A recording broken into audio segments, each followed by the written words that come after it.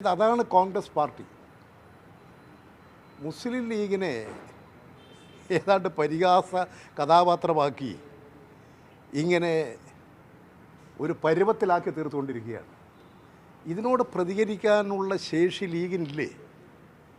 അതിൻ്റെ നേതൃത്വത്തിനില്ലേ? അണികൾ ശക്തമായി പ്രതികരിക്കുന്നുണ്ട്.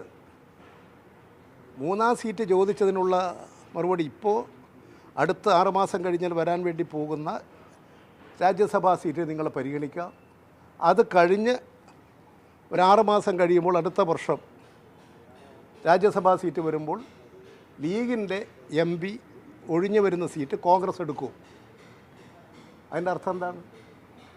അതുവരെയുള്ളൊരു 6 മാസത്തേക്ക് കൊടുക്കുക എന്നുള്ളതല്ലേ? ലീഗിൻ്റെ MP ഇനിയിപ്പോൾ രാജ്യസഭാ സീറ്റ് തന്നെ പറയാം.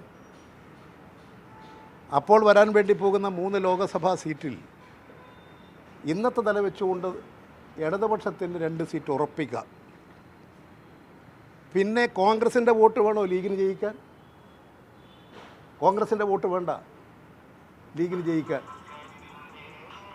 അപ്പോൾ ലീഗെന്ന് പറയുന്ന സംഘടനയെ ഒരു പരുവത്തിലാക്കി പരിഹാസ കഥാപാത്രങ്ങളാക്കി അപമാനിച്ച് വിടുകയാണ് കോൺഗ്രസ് ചെയ്യുന്നത്. ഏതായാലും UDF എന്ന് പറയുന്ന മുന്നണിക്കകത്ത് വളർന്നു വരുന്ന പ്രശ്നങ്ങളാണ്. UDF ദുർബലപ്പെട്ടു വരികയാണ്. UDF എന്ന് പറയുന്ന മുന്നണി ദുർബലപ്പെടുകയാണ്. പരസ്പര വിശ്വാസമില്ലാത്ത പാർട്ടികൾ, മുസ്ലിം ലീഗിനെ വിശ്വാസത്തിലില്ലാത്ത കോൺഗ്രസ്, കോൺഗ്രസിനെ വിശ്വാസത്തിലെടുക്കാൻ കഴിയാത്ത മുസ്ലിം ലീഗ്, അതിലുള്ള ഒരു ഘടക പാർട്ടികൾക്കും പരസ്പര വിശ്വാസത്തിൽ പ്രവർത്തിക്കാൻ കഴിയുന്നില്ല. ആ മുന്നണി ദുർബലപ്പെട്ടിരിക്കുകയാണ്. ഏതാണ്ട് തകർന്നു കിടക്കുന്ന മുന്നണിയാണ്. കോൺഗ്രസ്സിനകത്ത് തന്നെ ഗ്രൂപ്പുകൾ പിടിവലി നടത്തിക്കൊണ്ടിരിക്കുകയാണ്. അതിൻ്റെ ഭാഗമായിട്ട് ഇപ്പോൾ പുറത്തു വന്നിട്ടുള്ള വാർത്തകളനുസരിച്ച് VD സതീശനെ ആക്ഷേപിച്ച് പറഞ്ഞു വിട്ടു. VD സതീശൻ പുറത്തു നിൽക്കുന്നു. KPCC പ്രസിഡൻറ്റും പ്രതിപക്ഷ നേതാവും 2 വഴികളിലൂടെ സഞ്ചരിക്കുന്നു. ഇനിയുള്ള മറ്റ് നേതാക്കളും മറ്റ് വഴികൾ ആലോചിച്ചുകൊണ്ടിരിക്കുകയാണ്. അതുകൊണ്ട് കേരളത്തിൽ UDF ദുർബലപ്പെട്ട് കഴിഞ്ഞിരിക്കുകയാണ്. ഇന്നത്തെ ഇന്ത്യൻ രാഷ്ട്രീയത്തിൽ BJP RSS സംഘപരിവാറിനെതിരായി ശക്തമായൊരു പ്രതിരോധ നില ഉയർത്തിക്കൊണ്ടുവരാൻ ത്രാണിയില്ലാത്ത കഴിവില്ലാത്തൊരു പാർട്ടിയായി മുന്നണിയായി UDFും കോൺഗ്രസും മാറിക്കഴിഞ്ഞിരിക്കുന്നു.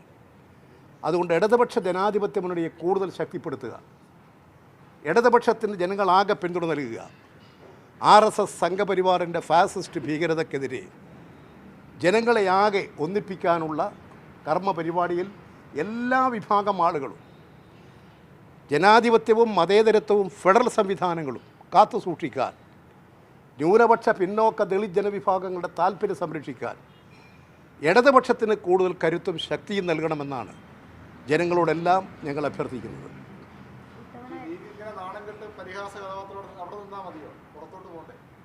അവർക്ക് അവർ തീരുമാനിക്കേണ്ടതാണ്. ഇങ്ങനെയൊരു പരിഹാസ്യ കഥാപാത്രമായിട്ട് അവിടെ തന്നെ ഇരിക്കണോ? നിങ്ങൾക്ക് നിങ്ങളുടെ ശക്തിയില്ലേ? ഏതെങ്കിലും ഒന്നിനെ ചാരി നിന്നാലേ നിങ്ങൾക്ക് നിൽക്കാൻ സാധിക്കൂ.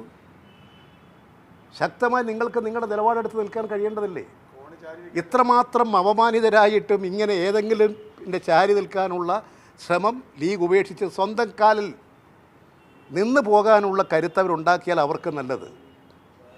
കോൺഗ്രസുമായിട്ടുള്ള അവരുടെ ബന്ധങ്ങൾ ഇന്ന് വരെ എടുത്ത് പരിശോധിച്ചാൽ ലീഗിനെയും ന്യൂനപക്ഷ വിഭാഗത്തെയും എല്ലാം പല ഘട്ടങ്ങളിലും പരിഹസിച്ച് പറഞ്ഞുവിട്ട അനുഭവമാണ് കേരളത്തിലുള്ളത്. അതിൻ്റെ ഒരു തുടർച്ചയാണ് ഇപ്പോൾ അനുഭവിച്ചുകൊണ്ടിരിക്കുന്നത്.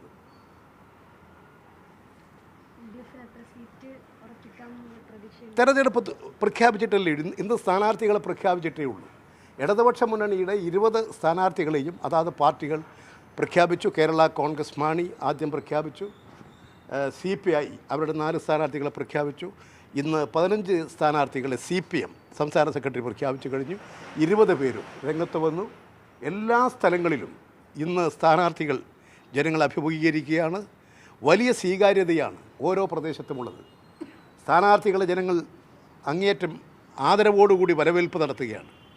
പലരും സ്ഥാനാർത്ഥിയാണെന്ന് അറിഞ്ഞപ്പോൾ ചെന്ന് അവർക്ക് വലിയ അംഗീകാരം നൽകുകയാണ്. അവർക്ക് വേണ്ടിയിട്ടുള്ള വലിയ പ്രചരണങ്ങളിലേക്ക് ജനങ്ങൾ ഏർപ്പെടുകയാണ്.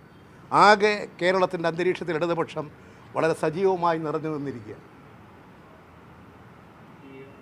കൺവെൻഷനുകളും മറ്റു കാര്യങ്ങളൊക്കെ അതിൻ്റെ കൺവെൻഷനുകൾ 7, 8, 9 തീയതികളിലായിട്ട് കൺവെൻഷൻ നടത്താൻ ഉള്ള ആലോചനയുണ്ട്. ഇനി ഇടതുപക്ഷ മുന്നണി കൂടി ചേർന്ന് അതിൻ്റെ ബാക്കി കാര്യങ്ങൾ ആലോചിച്ച് ആവശ്യമായ നടപടികൾ സ്വീകരിക്കും. പ്രധാനമന്ത്രി എന്ന് പറഞ്ഞത് അക്കൗണ്ട് തുറക്കലല്ല, ഇരട്ട അക്കം കിടക്കുമെന്നാണ് പറഞ്ഞത്. ഇരട്ട അക്കം ശരിയാ, 0 വന്നാൽ ഇരട്ട